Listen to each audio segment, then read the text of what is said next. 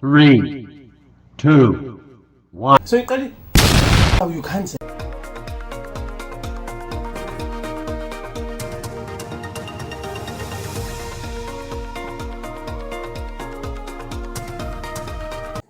A great weekend we have at our disposal. Everybody's looking forward to it. MTN 8 is back with another round of football. It's the semi-finals and we have three of the biggest clubs in South Africa which are in the semi-finals, which is something to be proud of obviously. And we also have Stellenbosch FC. So today we'll be having KCFC up against Mamelodi Sundowns, and tomorrow it will be Orlando Pirates up against Stellenbosch, the Staggies from the Western Cape. But before we head on to that, ikamang emihlepeleyo ndithi manibulise kuninwa ngemakhaya undwendweni nalo namhlanje studio ngu Mr. Tell us what you think about today's game between Kaizer Chiefs and Mamelodi Sundowns. Manibulele wena moya ndithi maniqale nibulise emakhaya, nibulise kuwe. Bulela nelithuba nelifumeneyo uba manibe lapha. I think today will be a very good game.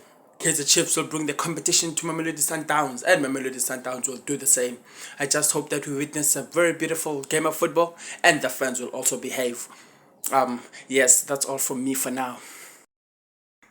A very sensitive topic there, Brae, and we hope that the fans can also behave so that we can have a very beautiful game of football. And right after the break, we will be dissecting the starting lineups for both the clubs, Kaizer Chiefs and Mamelodi Sundowns respectively.